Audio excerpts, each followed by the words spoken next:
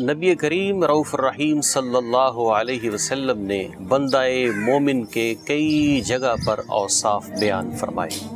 انہی اوصاف میں نبی کریم صلی اللہ علیہ وسلم نے ایک وصف بیان کرتے ہوئے ارشاد فرمایا، مثل المؤمن کمثل العطار، کہ مومن کی مثال ایک عطر فروش کی سی ہے۔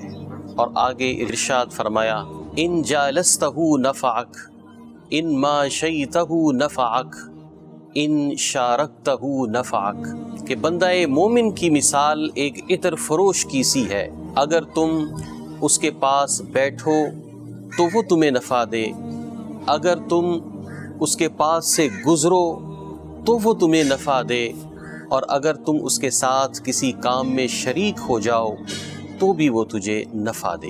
یعنی بندہ مومن کا نفع رسائی کا جو وصف ہے یہ ایسا ہو کہ جو بھی اس کے پاس سے گزر رہا ہے، جو بھی اس کے پاس بیٹھ رہا ہے، جو بھی اس کے ساتھ شریک ہو رہا ہے، وہ ہر ایک کو نفع دیے جا رہا ہے۔ مومن کی ذات سے کسی کو کسی قسم کا کوئی بھی نقصان نہیں ہوتا۔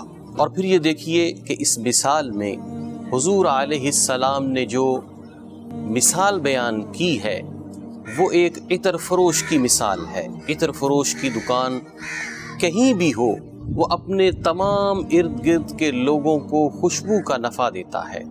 اگر وہ عطر فروش اپنے ہمسائے سے ناراض ہو جائے تو کیا وہ اپنے عطر کی خوشبو کو ہمسائے کے ناک میں جانے سے روک سکتا ہے؟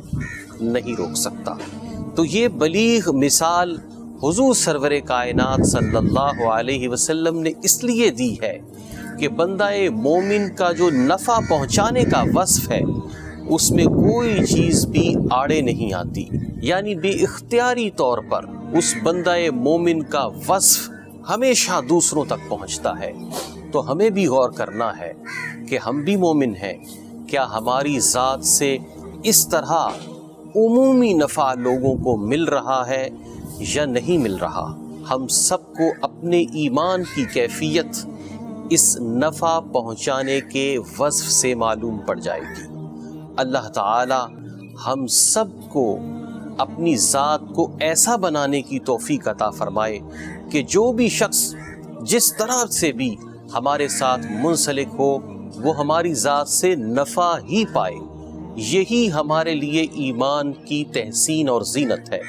اور حضور علیہ السلام نے فرمایا، خیر الناس من ینفع الناس، بہترین انسان وہ ہے جو تم میں زیادہ دوسروں کے لیے نفع مند ہے۔ اللہ تعالی ہماری ذات کو تمام مومنین کے لیے نفع اور رحمت کا سبب بنائے۔